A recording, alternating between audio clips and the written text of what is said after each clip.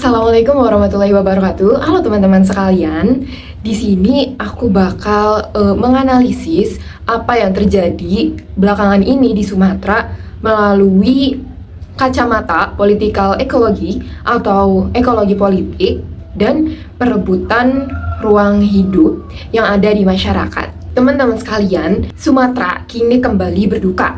Dalam beberapa pekan terakhir, atau bahkan hingga sampai saat ini, kita masih sering kali melihat banyak berita yang muncul di TV dan juga di media sosial kita yang terus lewat bermunculan gitu, dan dengan berita yang sama dan terus berulang, yang seperti teman-teman tahu, yang tentang banjir bandang, tanah longsor, korban kehilangan rumah, korban jiwa, dan lain sebagainya. Dan ribuan orang yang kehilangan tempat tinggal, juga kehilangan berbagai macam hal di wilayah Sumatera.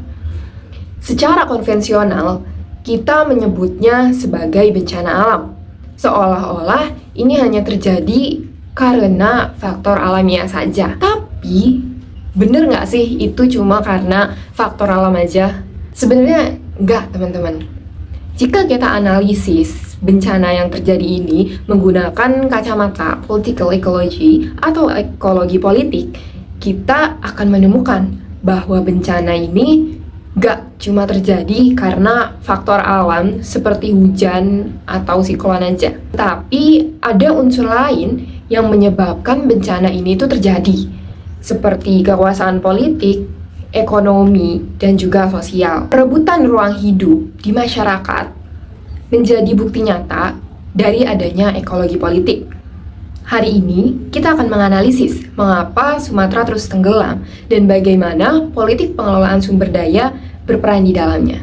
Paul Robbins mengungkapkan dalam bukunya bahwa inti dari political ecology adalah relasi antara politik, ekonomi, faktor sosial dengan isu dan perubahan lingkungan. Bencana yang terjadi di Sumatera akhir-akhir ini, seperti banjir bandang dan tanah longsor, bukan hanya sekadar fenomena alam biasa, tapi ini menunjukkan gimana suatu kebijakan yang ada di Indonesia khususnya dikelola dengan buruk, dengan semena-mena. Bukan karena curah hujan yang tinggi saja, tapi karena ada aliran modal yang menggerakkan orang-orang untuk melakukan deforestasi, penebangan hutan, eksploitasi hutan, perkebunan sawit, dan bahkan pertambangan yang berlebihan, bahkan ilegal dalam proses pelaksanaannya. Dan hal ini tuh terjadi nggak begitu aja, tapi terjadi karena memang adanya ketimpangan kekuasaan,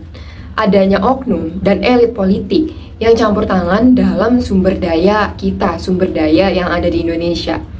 Sumber daya alam, termasuk hutan dan seisinya. Kerusakan yang mereka perbuat ini menjadi dasar parahnya bencana alam yang terjadi di Indonesia, apalagi Sumatera. Menurut data BPNB dan laporan situasi yang dilaporkan oleh beberapa media seperti Kompas, Detik.com, TV One, rangkaian banjir bandang serta tanah longsor yang melanda Aceh, Sumatera Utara, dan Sumatera Barat akhir November sampai Desember 2025 ini telah menyebabkan ratusan hingga hampir 1.000 nyawa orang hilang, ribuan orang terluka, dan jutaan masyarakat terdampak serta terpencar sebagai pengungsi. Diperkirakan lebih dari 3,2 sampai 3,3 juta orang terdampak langsung dan kurang lebih 1 juta orang terpaksa mengungsi akibat kerusakan infrastruktur, rumah, sekolah, serta fasilitas umum lainnya yang ada. Kemudian kita pasti bertanya-tanya, kenapa sih hujan yang emang selalu terjadi di Indonesia dan merupakan musim yang ada di Indonesia ini menyebabkan bencana yang begitu besar, bahkan sampai satu Indonesia turut berempati dan turut melirik akan bencana yang terjadi ini.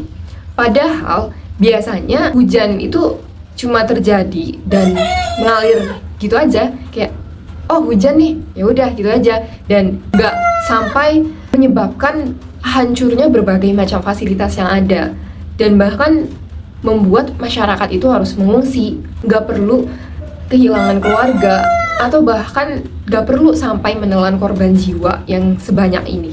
Nah, jawabannya ini teman-teman terletak pada kerusakan ekologi struktural di hulu daerah aliran sungai atau DAS. Menurut beberapa pakar, kerusakan hutan di hulu daerah aliran sungai ini seperti deforestasi besar-besaran dan degradasi vegetasi.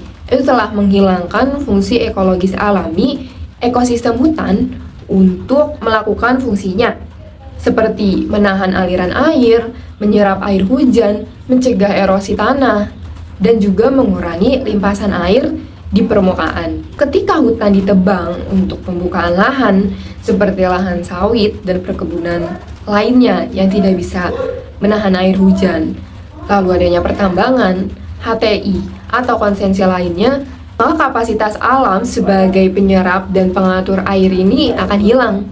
Akibatnya, ketika curah hujan datang, maka itu akan berubah menjadi sebuah banjir besar, menjadi banjir bandang yang lama untuk surut dan akan memberikan longsor fatal, bukan karena alam ini memberontak saja, tetapi karena sistem ekologisnya yang telah rusak.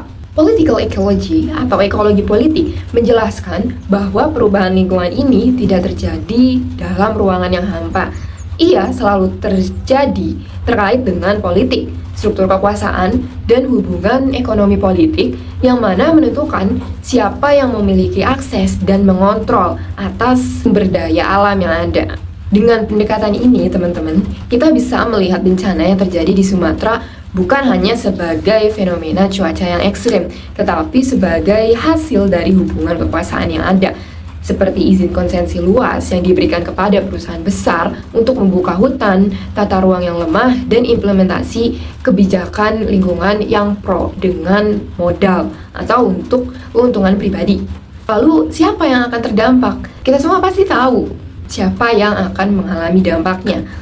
Alam serta masyarakat yang ada. Nah, dari sini kita bisa memahami bahwa bencana besar seperti ini tuh bukan terjadi karena faktor alam saja, tapi juga merupakan sebuah produk dari struktur kebijakan yang salah, kebijakan yang semena-mena, dan perebutan ruang hidup yang timpang, bukan hanya sekadar hasil peristiwa alam semata. Bencana alam yang terjadi di Sumatera saat ini menjadi sebuah alarm keras bagi kita semua. Kita tidak bisa terus-menerus menyalahkan curah hujan yang tinggi, sementara kita membiarkan ruang hidup kita itu dijarah oleh elit politik dan oknum-oknum yang ada. Teman-teman sekalian, kita tidak bisa hanya sekedar berempati dan simpati saja pada kerusakan lingkungan yang terjadi, tapi kita juga harus melakukan sesuatu. Kita perlu menuntut adanya keadilan ekologis. Kita tidak boleh diam saja. Kita harus terus menyuarakan hak-hak yang kita miliki, hak-hak yang para korban miliki, serta hak alam dan hewan serta tumbuhan miliki untuk berjalan dan berfungsi sebagaimana mestinya. Karena jika kita tetap diam dan tidak menyuarakan apapun, maka Sumatera akan terus terjebak dalam siklus bencana yang sama, dan bahkan hal ini bisa terjadi di daerah-daerah lain di Indonesia, dan bahkan kita pun bisa terkena dampaknya. Karena pada akhirnya, bencana alam yang terjadi bukan hanya karena faktor alam saja, tetapi juga faktor lain seperti kekuasaan politik, ekonomi, dan sosial yang menjadi manifestasi perebutan lingkungan hidup di masyarakat. Cukup sekian dari aku, semoga ini bisa memberikan suatu insight baru bagi teman-teman sekalian. Wassalamualaikum warahmatullahi wabarakatuh. Sampai jumpa.